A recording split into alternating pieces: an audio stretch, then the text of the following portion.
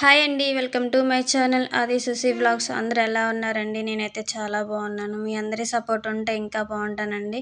So ఈరోజు vlog ఏంటంటే పప్పుచారు ఎలా చేసుకోవాలో ఈరోజు ఈ వీడియోలో చూసేద్దాం. వీడియో అయితే కొంచెం లేట్ అయిందండి. సండే రోజు తీసిన వ్లాగ్ ఇది.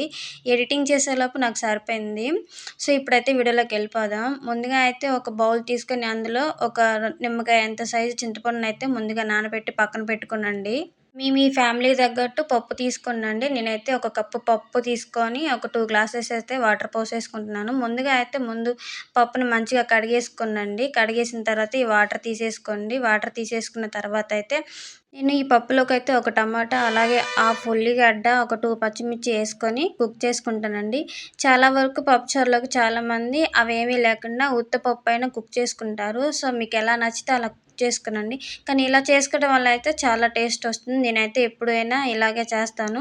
ఇవైతే కట్ చేసుకొని వేసేసుకుందాం కుక్కర్లో. అలాగే అందులో కొంచెం ఒక టేబుల్ స్పూన్ పసుపు వేసుకొని అలాగే 2 టేబుల్ స్పూన్ ఆయిల్ వేసేసుకొని అయితే కుక్ చేసుకుందామండి. ఇలా కుక్కర్లో అయితే ఒక 4 లేదా 5 విజిల్స్ అయితే పెట్టుకోండి.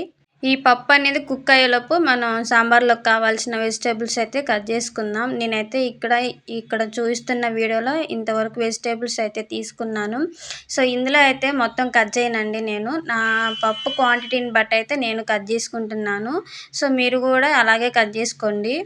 నేనైతే దోసకాయ ఎక్కువ అనిపించి ఒక హాఫ్ ముక్క అయితే కట్ చేసి పెట్టుకున్నానండి. మిగతా అన్నీ అయితే కట్ చేసుకున్నాను. చూడండి ఇక్కడైతే మనం ముందుగా కుక్ చేసుకున్న పప్పు అయితే బాగా ఉడికిపోయిందండి. సో దీన్ని అయితే ఇప్పుడు మనం మెనుపుకోవాలి. ముందుగా అయితే నేను స్టార్టింగ్లో కారం వేయలేదండి. సో ఇప్పుడైతే 2 టేబుల్ స్పూన్ కారం వేసేసుకొని అలాగే కొంచెం సాల్ట్ కానీ లేదంటే కల్లుప్పు కానీ వేసుకొని మీరైతే దాన్ని పప్పు గుత్తితో అయితే ఇలా మెత్తగా స్మాష్ చేసుకునండి. అయితే స్మాష్ చేసుకొని పక్కన పెట్టుకునండి. ఎందుకంటే మనం సాంబార్కి ఇప్పుడు తాలింపు పెట్టుకుందాం. ఇదైతే మంచిగా మెనుపుకొని పక్కన పెట్టుకున్నానండి నేనైతే. ఇక్కడైతే స్టవ్ ఆన్ చేసి ప్యాన్ పెట్టుకుంటున్నానండి. ప్యాన్ పెట్టేసుకొని అందులో అయితే మనకి తాలింపుకి కావాల్సినంత ఆయిల్ అయితే తీసుకుందాం. సో ఆయిల్ అయితే బాగా హీట్ అయ్యేదాకా అయితే ఉంచుకోవాలి. సో ఆయిల్ అయితే హీట్ అయ్యిందండి. ఆయిల్ హీట్ అవ్వగానే నేనైతే ముందుగా తిరగమాత గింజలు అయితే వేసుకుంటున్నాను. హీట్ అవ్వగానే నేనైతే తాలింపు గింజలు వేసుకున్నానండి. ఇవైతే మంచిగా ఫ్రై అవ్వగానే మనం ముందుగా కట్ చేసి పెట్టుకున్న ఉల్లిగడ్డ పచ్చిమిర్చి అయితే వేసుకొని బాగా ఫ్రై చేసుకునండి. ఎక్కువగా ఫ్రై చేయకండి. జస్ట్ అలా ఒక 5 మినిట్స్ ఫ్రై చేయండి. అలా ఉంటేనే కొంచెం బాగుంటుంది సాంబార్లోకి. సో ఇవైతే ఇలా ఫ్రై అవుతుండగా నేనైతే 4 ఎండుమిర్చి అలాగే 4 వెల్లుల్లి అయితే దంచి వేసుకుంటున్నానండి. సో మీరు కూడా ఇలానే వేసుకోండి. వేసుకుని అయితే ఒక 1 మినిట్ అయితే మంచిగా ఫ్రై చేసుకోండి. ఇలా ఫ్రై అవుతుండగా నేనైతే ఒక హాఫ్ స్పూన్ అయితే ఇంగువ వేసుకుంటున్నానండి. సో మీ దగ్గర ఉంటే వేసుకోండి లేదంటే స్కిప్ చేసేయండి. సో ఇంగువ వేసుకుని అయితే మంచిగా కలుపుకోవాలి. అయితే ఒక 2 మినిట్స్ బాగా ఫ్రై చేసుకునండి. ఇలా ఫ్రై అవ్వగానే మనం ముందుగా కట్ చేసి పెట్టుకున్న వెజిటేబుల్స్ ఉంటాయి కదండి అవన్నీ అయితే వేసేసుకుందాం. అవన్నీ వేసేసుకొని బాగా కలుపుకోవాలండి. బాగా కలుపుకొని ఒక 20 మినిట్స్ లేదా 15 మినిట్స్ అయితే సిమ్లో పెట్టుకొని మూత పెట్టేసుకొని ఉడికించుకోవాలి. సిమ్లో పెట్టుకొని ఉడికించుకుంటేనే ఈ మునక్కాయ ముక్కలు అలాగే మిగతా వెజిటేబుల్స్ అన్నీ బాగా కుక్ అవుతాయండి. లేదంటే పచ్చి పచ్చిగా ఉంటాయి. సో అప్పుడు టేస్ట్ అనేది రాదు సాంబార్కి. సో మీరైతే ఇలా చేయకండి. ఒక 20 మినిట్స్ అయినా కానీ సిమ్లో పెట్టేసి మూత పెట్టేసి మగ్గనిచ్చుకోండి.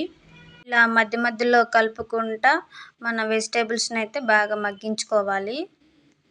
చూడండి ఇలా అయితే మగ్గుతుండగా కొంచెం అయితే నేను కరివేపాకు కూడా వేసుకుంటున్నాను. కరివేపాకు కూడా వేసుకొని ఒకసారి అయితే అలా కలుపుకుంటున్నాను. ఇలా కలుపుకుంటూ ఉండాలి.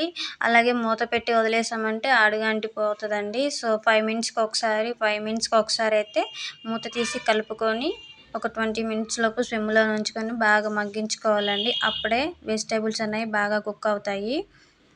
ఇవి ఇలా మగ్గుతుండగా మనం ముందుగా చింతపండు నానేసి పెట్టుకున్నాం కదండి. సో దాని నుంచి అయితే ఈ తొక్కలన్నీ తీసేసి రసాన్ని అయితే తీసుకుందాం. సో మంచిగా చింతపండు పిండేసుకొని రసాన్ని తీసుకున్నానండి. సో ఇక అయితే ఇప్పుడు వెజిటేబుల్స్ అన్నీ బాగా మగ్గిపోయాయి. చింతపండు రసం అయితే వేసుకుందాం. చింతపండు రసాన్ని వేసేసుకొని అందులోకి కొన్ని వాటర్ కూడా యాడ్ చేసుకున్నాండి. ఎందుకంటే పులుపు ఎక్కువగా ఉంటుంది కాబట్టి కొన్ని వాటర్ కూడా నేనైతే యాడ్ చేసుకుంటున్నాను. సో ఇలా యాడ్ చేసుకొని అయితే మీరు ఒక 20 మినిట్స్ అయితే బాగా మరగనివ్వాలండి. ఈ పులుసు అనేది బాగా మరుగుతుంటే మరిగేటప్పుడు అయితే మనం ముందుగా కుక్ చేసుకున్న పప్పు అయితే వేసుకుందాం. సో ఇప్పుడైతే ఇవి ఒక 5 మినిట్స్ 20 మినిట్స్ అయినా బాగా హై ఫ్లేమ్లో పెట్టుకొని మరగనిచ్చుకోవాలి. నేనైతే ఎప్పుడు సాంబార్ చేసినా గానీ ఇలానే ప్రిపేర్ చేసుకుంటానండి. ఇలా చేసుకుంటే చాలా రుచిగా ఉంటుంది సాంబారు. సో, నేనైతే ఎప్పుడు ఇలానే చేసుకుంటాను సాంబారనేది. చాలా బావుంటుంది. టేస్ట్‌గా ఉంటుంది. చాలా చాలా టేస్ట్‌గా ఉంటుంది.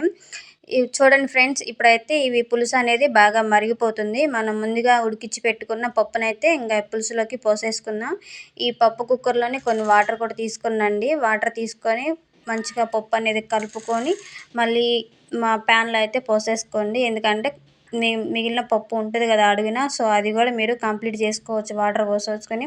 నేనైతే ఇలా మిగిలిన పప్పు గూడా కొన్ని వాటర్ తీసేసుకొనైతే పోసుకుంటున్నాను. సో, ఇప్పుడైతే మంచిగా కలుపుకోవాలండి. మంచిగా కలుపుకొనైతే ఒక 10 మినిట్స్ అయినా సిమ్‌లో పెట్టుకొని మగ్గనిచ్చుకోనండి. లేదనుకుంటే మీ వెజిటబుల్స్ మంచిగా కుక్ అయినాయి అనుకుంటేనేమో హై ఫ్లేమ్‌లో పెట్టుకొనైనా మీరు దీన్ననేది కుక్ చేసుకోవచ్చు. సో, నేనైతే ఇలా సిమ్‌లో పెట్టుకొని, ఎందుకంటే కొద్ది గొప్ప ఉంటది గదా పచ్చి. సో, అది పోవటానికైతే నేను సిమ్‌లో పెట్టుకొని ఒక 5 మినిట్స్ లేదా ఒక 10 మినిట్స్ ఆర్ 15 మినిట్స్ సిమ్‌లో పెట్టుకొని ఇలా మూత పెట్టుకొని అయితే మగ్గించుకుంటున్నానండి. సో, ఇలా మరుగుతుండగా అయితే కొత్తిమీర కూడా నేను వేసేసుకుంటున్నాను. ఈ సాంబార్ చేస్తుండగా మా బావకి నాకు చిన్న ఇష్యూ అయిందండి. సో, అదేంటో లాస్ట్‌లో చెప్తాను. ఇప్పుడైతే సాంబార్ బాగా తెర్లుతుండగా అయితే నేనైతే కొంచెం సాంబార్ పొడి అయితే వేసుకుంటాను. ఒక స్పూన్ అయితే సాంబార్ పొడి వేసుకుంటున్నాను. కొంచెం టేస్ట్ బావుంటుంది కాబట్టి సాంబార్‌కి సాంబార్ పొడి టేస్ట్ చాలా బావుంటుందండి. సో, అందుకని నేనైతే కొంచెం వేసుకుంటున్నాను. ఇక మా బావకి నాకు చిన్న ఇష్యూ అని చెప్పాను గదండీ! ఇదైతే నేను 10కి స్టార్ట్ చేశాను సాంబార్ చేయటం. కానీ వీడియో తీసుకుంటా లేట్ అయిద్ది. రేపు మార్నింగ్ చేస్తా అని చెప్పా. ఏమో చేస్తే చెయి లేకపోతే లేదని అరిచెళ్లారు. సో, కోపంలో అయితే నేను అప్పటికప్పుడే నాకు సాంబార్ అయితే చేసేసానండి. భార్యాభర్తలన్నాక ఈ కోపాలు, అరుచుకోవటాలు ఇవి కామన్‌లే అండి.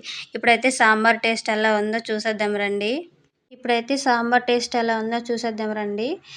సాంబార్ అయితే వేడి వేడిగా భలే ఉందండి. రైస్ కూడా వేడి వేడిగా ఉంది. సాంబార్ టేస్ట్ అయితే చాలా బావుందండి. ఒకసారి మీరు కూడా ట్రై చేయండి. ఈ వీడియో నచ్చితే చిన్న లైక్ చేసి ఛానల్‌ని సబ్స్క్రైబ్ చేసుకోండి. Thank you for watching. Bye bye.